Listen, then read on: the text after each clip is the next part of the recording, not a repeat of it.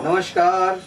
नमस्कार दोस्तों, आज दीपावली का दिन है और दीपावली के दिन हम लोगों ने माँ लक्ष्मी की पूजा की है। पूजा करके आज हम लोगों ने दीप प्रज्वलित किया है। ये जो दीपावली है उसकी बहुत बहुत हार्दिक शुभकामनाएं आप लोगों को। और दीपावली ही एक ऐसा त्यौहार है जो अंधेरे पे विजय पाने वाला त्यौहार है। कहा जाता है कि राम जी जब वनवास से रिटर्न आए थे वापस, तो लोगों ने दीप जलाए थे, उनके रास्ते को प्रज्वलित किया था और वो पहुँचे थे। तो विजयदशमी के बाद जो 20 दिन के बाद ये दीपावली होती है, ये अंधेरे से अंधेरे पे उजाले के जीत का त्यौहार है। इसे मनाना चाहिए और अपने ज़िंदगी में भी जो अंधेरा है उसमें वैसे ही ज्ञान की दीप जलानी चाहिए, जिससे आपके ज़िंदगी काल में वो आए। और दोस्तों, आज क्या है, मैं कैरियर की बात नहीं करूंगा क्योंकि त्यौहार का दिन है। आज मैं थोड़ी धर्म की बात करूंगा क्योंकि मैं धर्म का आदमी हूँ, धार्मिक व्यक्ति हूँ। तो मैं ये कहूँगा कि हर लोगों का, क्योंकि अभी क्या है, दुनिया ऐसी है कि वो सारे सिचुएशन से, सारे जद्दोजहद से झेलते हर आदमी मतलब परेशान है। कोई भी मतलब सुखी नहीं है। हर लोगों के पास समस्याएं ही समस्याएं हैं और समस्याओं का हल किसी को पता नहीं। एक समस्या सॉल्व होती है, दूसरी समस्या आ जाती है, दूसरी समस्या सॉल्व होती है, तीसरी समस्या आ जाती है। समस्याओं का अंत होता नहीं। तो दोस्तों, क्या है कि जहाँ धर्म नहीं है वहाँ अंधकार होगा। तो मैं पहले भी बोलता हूँ और बताता हूँ कि अगर आप धर्म की रक्षा करोगे तो धर्म आपकी रक्षा करेगा। आपको हमेशा अपने धर्म का रक्षा करने का मतलब ये नहीं है कि आप सुबह शाम 4 टाइम पूजा कीजिए, हर त्यौहार को मनाइए, ऐसा कुछ नहीं है। धर्म की रक्षा हर आदमी का एक धर्म होता है। उस धर्म की रक्षा आपको क्या करना चाहिए, क्या नहीं करना चाहिए, धर्म क्या बोलता है, और सत्य राह पे चलना चाहिए। उस पे चलने पे आपको हर चीज़ का सॉल्यूशन मिलेगा। और मैं खुद अपना सीक्रेट बताता हूँ। मैंने भी बहुत बार सोच कर ऐसा देखा कि नहीं, मैं प्रैक्टिकल हूँ, अभी ये हूँ, और बहुत बार मैंने ऐसी भी गलतियाँ की जिसमें मैं कहीं कहीं धार्मिक नहीं रह सका और मुझे उस जगह पे मुझे असफलता मिली। लेकिन हाँ, जहाँ मैंने बहुत कम अपना प्रेशर लगाया और ऊपर वाले पे भरोसा किया और अपने कर्म को किया और अपने धर्म से उस मार्ग पे चला, तो उस जगह पे ना ज़्यादा मेहनत के भी मुझे वो सफलता बहुत ज़्यादा मिली है। तो मैंने बहुत लोगों को फॉलो भी किया है। आप देखते होंगे कि अंग्रेजों ने हमारे यहाँ 200 साल किया। क्या नहीं था उनके पास? सब कुछ था।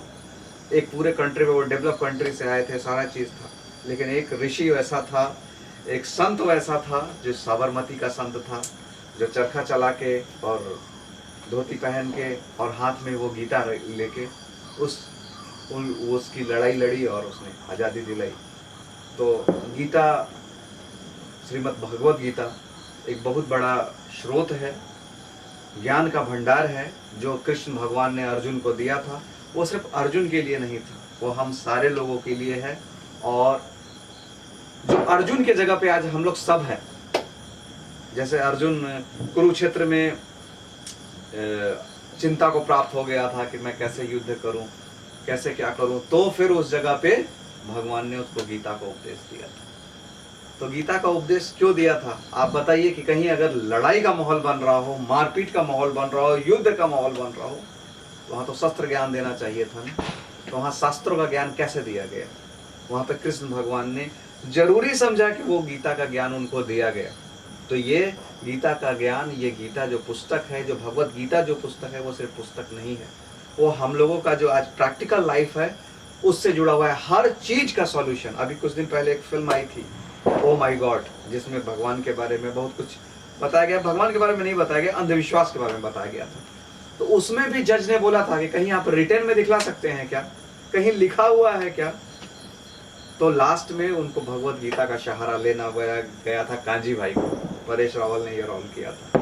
तो उसी तरीका से भगवत गीता वैसी चीज़ है कि हर लोगों को पढ़ना चाहिए। एक हमारे जानने वाले हैं जो कहते हैं कि भगवत गीता उनके यहाँ पे है और वो उनके पिता ने उनको दिया था। उनके पिता हमेशा उसको कपड़े में बांध के रखते थे, प्रणाम करते थे और अपने धंधे पे जाते थे, अपने काम पे जाते थे। इन्होंने भी आजीवन उसको पालन किया और ये बोलते हैं कि मेरे बच्चे को भी।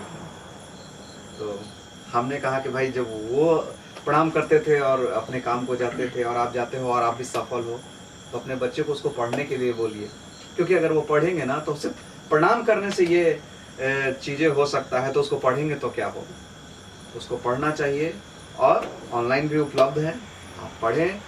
गीता यथार्थ जो हिंदी में है उसको समझिए, अपने में प्रैक्टिकल, उसमें सारा कुछ प्रैक्टिकल दिया हुआ है। और मैं सच बोलता हूँ, अगर आप थोड़ा सा भी धर्म के साथ रहेंगे ना, तो उस किताब में, उस बुक में सब कुछ दिया हुआ है, आपके हर प्रॉब्लम का सॉल्यूशन है। नहीं हो तो एक बार कोशिश करके देखिए, लेकिन आप, मुझे यकीन है कि आप करेंगे नहीं। इसलिए नहीं करेंगे कि आप बोलेंगे कि भगवान का जब बुलावा होगा, जब उसको बोलना होगा, तो ज़रूर गीता हमारे हाथ में आ जाएगी। तो बुलावा तो उन्होंने 5000 साल पहले भेज दिया था, अब क्या बुलावा आएगा।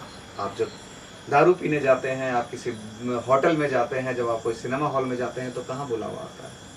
क्या वो पब का मालिक, वो सिनेमा हॉल का मालिक आपको बुलावा भेजता है क्या?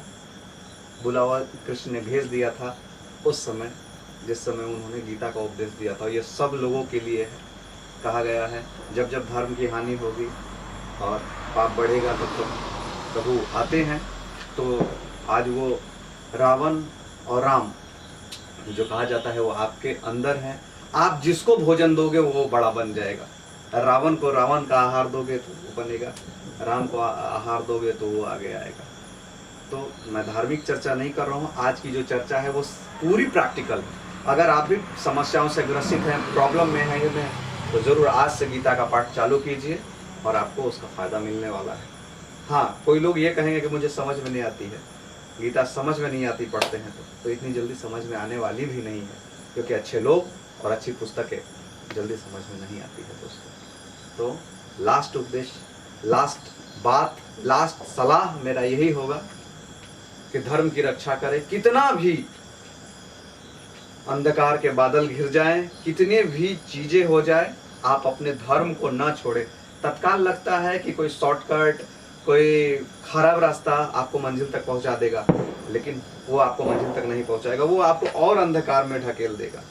आप धर्म की रक्षा करें और देखिए कि आप कहाँ पहुंच जाएंगे। आपने कभी भी देखा नहीं होगा कि कोई स्मगलर बहुत बड़ा अरबपति बन गया हो, कोई चोर बहुत बड़ा महल बना लिया हो, किसी ने बहुत बड़े चीज वो कर लिया हो, कोई गंदे गंदे वेब सीरीज बना के बहुत बड़ा प्रोड्यूसर बन गया हो। ऐसा कहीं नहीं होता है। जिन्होंने सही तरीके से काम किया है, कोई ऐसा नहीं है होगा कोई बहुत बड़ी लॉटरी लग गई हो और वो अमीर बन गया हो। जो भी बना है मेहनत से बना है, धर्म की रक्षा से बना है। और आप देखिएगा जितने बड़े लोग होते हैं वो सब धार्मिक होते हैं। कहीं ना कहीं से ऊपर वाले का कृपा होता है, और उनका कहना होता है कि ऊपर वाले ने मुझे दिया है तब मैं किसी को दे रहा हूँ। तो सही रास्ते पे ही जीत मिलेगी और अंधकार दूर होगा, दीपावली होगी और उजाला होगा। याद रखिएगा, लास्ट बात यह है कि कोई भी वैसी घनी रात नहीं हुई है जिसका सवेरा नहीं हुआ। अगली वीडियो में भगवत गीता के बारे में मैं कुछ और जरूर बात करूंगा, उसके श्लोक पे। ठीक है, तो आज के लिए नमस्कार, दीपावली, हैप्पी दीपावली फिर से।